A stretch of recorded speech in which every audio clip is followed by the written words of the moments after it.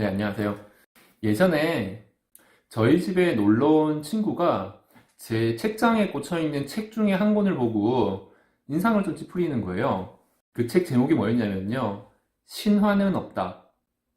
알고 계신가요? 신화는 없다. 전 이명박 대통령이 쓴 책이거든요. 당시의 책은요, 이명박 대통령이 대통령 시절에 쓴 책은 아니고요. 아마 시장 되었을 때인가? 시장 직전에 쓴 책으로 알고 있어요. 제가 읽었던 시기는 한 17, 8년 정도 전이었던 것 같아요. 군대를 제대하자마자 읽었던 책이 그 책이었는데요. 이명박 전 대통령이 안 좋은 뉴스로 구설수에 많이 올라와 있고 상당히 큰 문제를 일으켰잖아요. 근데 저는 정치적인 이야기는 할 생각이 별로 없습니다. 제가 하고자 하는 얘기는요. 제가 읽었던 책이 문제가 되는가에 대한 부분인데요. 저는 그 책을 읽은 것에 대해서 후회를 하고 있지는 않거든요. 이유는 뭐냐면요. 그 책을 읽고 제가 굉장히 좋은 영향을 많이 받았고 사업을 하고 싶다는 생각을 많이 했기 때문에 과거에 그 책을 읽었던 것에 대해서 후회를 하고 있지는 않습니다. 그리고 다시 읽는다고 하더라도 좋은 내용의 책이었다고 생각을 해요. 물론 지금은 이제 머리가 조금 굵어지면서 또 정치에 대한 관심도 조금 생겨나면서 그때 이 책들이 정치적인 요소가 많았구나. 한 사람을 신격화시키기 위한 내용들이 많았구나. 허구적인 내용도 많았구나. 라고 생각을 합니다. 우선 이 책이 픽션이 많았다라는 것에 대해서는 좀 안타까운 부분이 있긴 합니다. 하지만 제가 이 책을 읽고 나서 받았던 영향이 긍정적이기 때문에 그것에 대해서 뭐 책을 내다 버릴 필요는 없다고 생각을 하거든요. 하나의 위인전 같은 거죠. 우리가 읽는 위인전이 다 팩트일까요? 저는 그렇지 않다라고 생각을 합니다. 한 사람이 살아가는 데 있어서 교훈이 되는 이야기들이 많이 나와 있고 좋은 영향을 받을 수가 있다 그러면 그런 픽션이 많이 들어있는 책도 나쁘지 않다라고 생각을 합니다. 최근에 인터넷 서핑한 내용을 좀 봤는데요. 굉장히 그 내용을 보면서 와 멋있다. 나도 이렇게 살고 싶다라고 생각하는 인물이 하나가 나왔어요. 인물에 대한 이야기를 하나 봤어요. 그런데 누구였냐면은 이분은 그 과거의 어떤 행적들이 굉장히 독특하고 특이한 분 같았어요.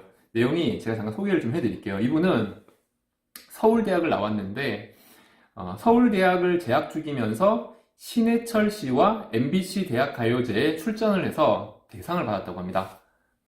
당시에는 그 MBC 대학가요제가 음악인으로서 그 성공하는 데 어떤 등용문 같은 역할을 했다고 하네요. 더군다나 신해철 씨와 함께잖아요. 지금 제가 사진을 찾아가지고 여기 올릴 텐데 이렇게 나와 있겠죠?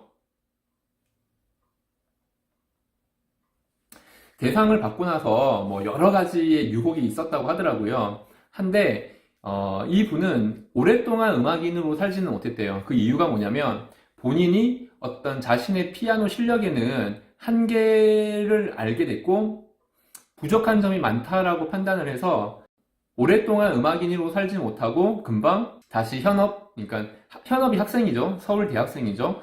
대학생으로 돌아와서 졸업을 하고 경영대학원까지 이제 들어가다고 합니다. 그런데 대학원 1학기만 다니고 이제 미국 하버드 대학으로 들어가서 로스쿨을 졸업하고 변호사로 활동을 하다가 아버지의 이제 부름을 받고 다시 한국으로 돌아왔대요. 그 아버지가 누구냐면은 효성그룹의 회장님. 그러니까 효성그룹의 자제였던 거죠. 재벌 2세로 태어나서 음악인으로 살다가 다시 미국으로 가서 변호사가 됐고 다시 한국으로 넘어와서 효성그룹의 경영인으로 참여를 한 겁니다. 그런데 여기까지만 하더라도 좀 독특한 내용이다라고 생각이 드는데 더 신기한 내용이 좀 희귀한 내용이 지금부터 일어나요. 어떤 내용이냐면 그 재벌 2세 조현문 씨는 자기 회사의 경영진들을 배임, 횡령 이런 혐의로 고발을 하게 돼요.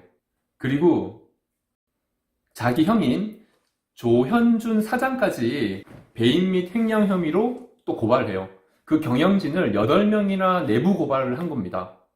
아니, 자기가 속해 있는 회사에 자기 가족들이 경영을 하고 있는데 자기 가족을 고발을 한 거잖아요. 그리고는 이제 내부 고발자가 되어서 자기 가족들한테도 배신자라는 이제 소리를 듣고 그 효성그룹에서 퇴출이 됐다고 합니다. 지금은 미국으로 가서 다시 변호사 생활을 하면서 잘 살고 있다고는 하는데요. 뭔가 굉장히 소신 있다라는 생각이 좀 드네요. 물론 제가 이제 이 이야기를 하면서 또 이런 것들이 좀 두렵기는 해요. 어떤 거냐면 효성그룹의 둘째 아들 조현문 씨가 내부 고발자가 되었던 것은 자기의 무언가 이득을 취하기 위해서 했을 수도 있어요. 이렇게 드라마틱하게 무언가 소신을 가지고 하는 행동이 아니라 사실은 이러이러한 비리들도 있다 이렇게 이야기하시는 분도 계시겠지만 저는 사실 이걸 보고 좋은 영향을 받고 내가 살아가는 데 있어가지고 긍정적인 에너지를 받을 수 있으면 그게 제일 좋은 것 같아요. 그래서 이건 사실은 이런 내용이 있다 저런 내용이 있다 이 내용보다는 조금 더 긍정적이고 낙관적으로 바라볼 수 있는 시각으로 그 사람의 좋은 부분을 먼저 보고 제가 좋은 영향을 받았으면 좋겠고 저도 이 이야기를 하면서 이면에 안 좋은 내용이 있다고 하더라도 좋은 방향의 이야기를 좀 더 귀담아 듣고 좋은 영향을 받으셨으면 하는 내용으로 이 유튜브를 올리게 됐거든요. 저는 이런 훈훈한 사례의 이야기가 또 있다고 한다면 댓글로 좀 남겨주셨으면 좋겠어요. 그러면 또 그 내용들을 가지고 또 제 이야기로 조금 풀어나가고 소개를 해드리면 좋을 것 같아요. 감사합니다.